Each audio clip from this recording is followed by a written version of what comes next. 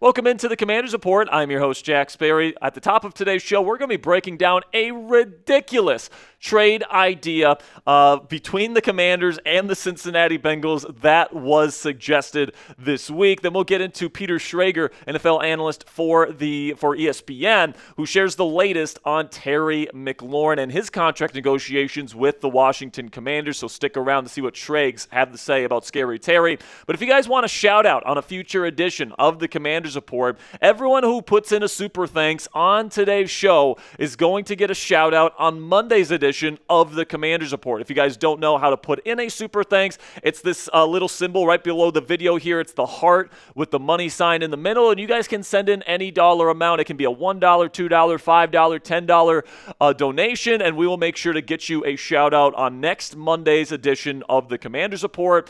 So if you guys want to donate to the show and you want a shout out, that's how you guys can get it done today. So I think this is an absolute ridiculous idea, guys, and you guys might remember from our draft coverage this year, I wasn't the biggest fan of drafting Shemar Stewart in the first round regardless this year. He was heavily linked to the Washington Commanders. But Riggo's Rags, Ryan Heckman, suggests that the Washington Commanders, quote-unquote, need to trade for edge rusher Shemar Stewart now that he's dealing with some contract issues with the Cincinnati Bengals organization after he was drafted by them in the first round this spring. This is what Ryan had to say about the situation. The Commanders need to go all in on trading for Cincinnati Bengals' first-round pick Shemar Stewart before the opportunity gets taken from them.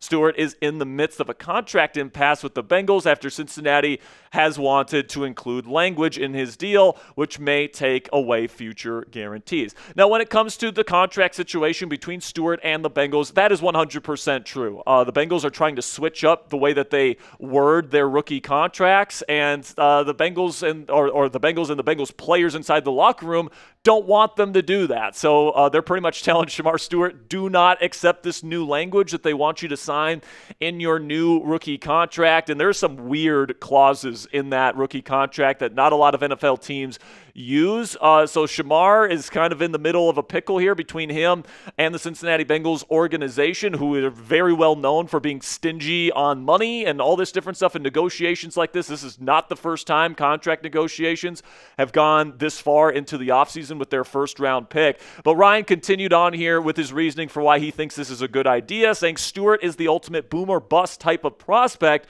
but if the Commanders want to address one of their glaring needs, this could be the route they go. And the culture they've built over the past year or two has been one of a legitimate contender.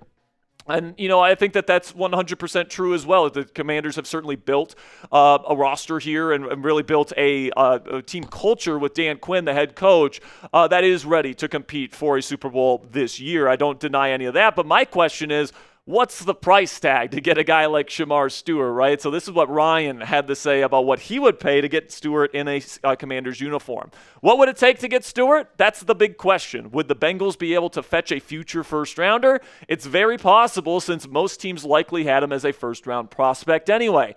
The Commanders' 2026 first-round pick will likely be later too, so they'd come out on top if Stewart pans out.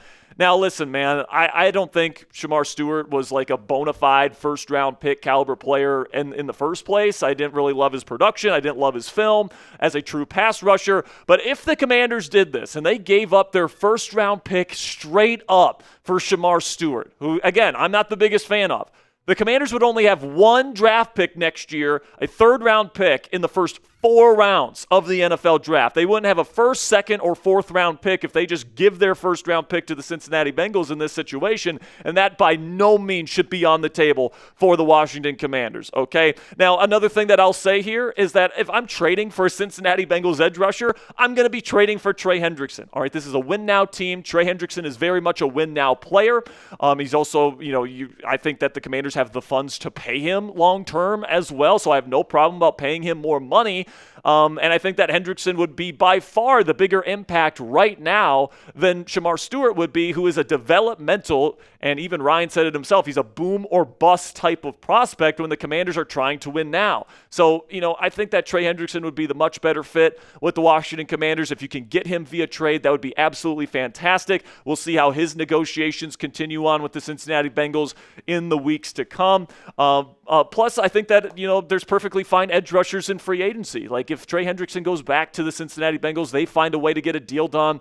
Like, I would rather go in free agency than overpay for Shemar Stewart and give the Bengals a first-round pick for his services. You guys can see here the top free agent edge rushers that we've talked about on this show ad nauseum over the last few weeks or so. I think Von Miller, Zadarius Smith, Jadeveon Clowney, those three in particular would be excellent signings. I think all three of those guys are still capable of being rotational kind of pass rush specialists for the Washington Commanders this year, and some of those guys are probably capable of still being 3-down starters for this defense this year. Plus, you don't have to give up your first-round pick in 2026 in order to get them on your roster. So what say you guys? Let me know down there in the comment section. Would you entertain a trade for edge rusher Shemar Stewart? And if so, at what price tag are you willing to go? Are you willing to go up to a first-round pick to bring him in like Ryan suggests? Personally, I am not, but let me know you guys' thoughts down there in the comment section for today's pinned question. In just a second here, we're going to talk about our sponsor today at Fanatics. While we're discussing Fanatics today, let me know if you would be interested in a trade for Shemar Stewart. And with that, let's get into our sponsor here, which is Fanatics today. You guys can check out their website here when you use our link, chatsports.com/Daniels, to pick up a brand new Jaden Daniels jersey from their website today. And guys, it's not just the burgundy color. They also have those awesome black jerseys that we have. They also have white jerseys. They got whatever color and whatever design that you want this to be. You can get it there. You guys can go chatsports.com/Daniels to pick up a jersey that, in my opinion, guys, you're going to be able to have for the rest of your life. Knock on wood here, but I think Jaden Daniels is going to be one of the greatest quarterbacks in this franchise's history. He's going to be the next quarterback to hoist a Lombardi trophy for this franchise. Again, knock on wood, but I truly believe in this young man. If you're with me on that, you want to get his jersey and you haven't already, help out the channel and help yourself out today by going to chatsports.com/Daniels.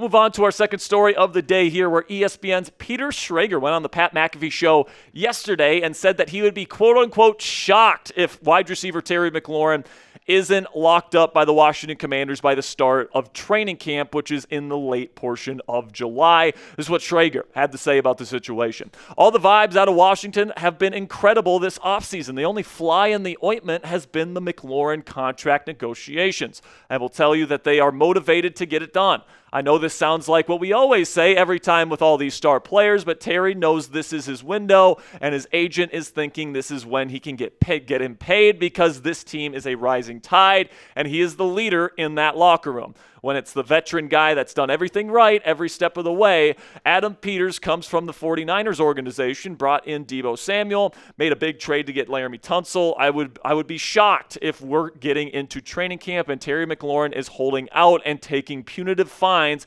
for not being there. This is a guy they want to pay, a guy who stepped up and has been the great bridge between the down days of Dan Snyder and Ron Rivera at times to the high and mighty Dan Quinn, Cliff Kingsbury, high-powered offense. This is the one guy at a skill position who's been there for all of it and is truly the leader in the locker room. He deserves to get paid. I don't know the number right now, but I believe that they will find a way to get this done. They don't want to lose Terry McLaurin, and they certainly don't want to trade him. So as usual, I think that this was very well said by Peter Schrager, and it's actually pretty much exactly what we have been saying on this show for weeks. The Washington Commanders do not want to trade Terry McLaurin under any circumstances. They want him on their roster plain and simply because they know they need him in order to be the same high-flying caliber of offense that they were last year in Jaden Daniels' rookie season. And without him, I'm not saying that, this defense is going to completely, or this offense is going to completely nosedive, but the prospects of them being like a top 3, top 5 offense in the game certainly go down without their number 1 alpha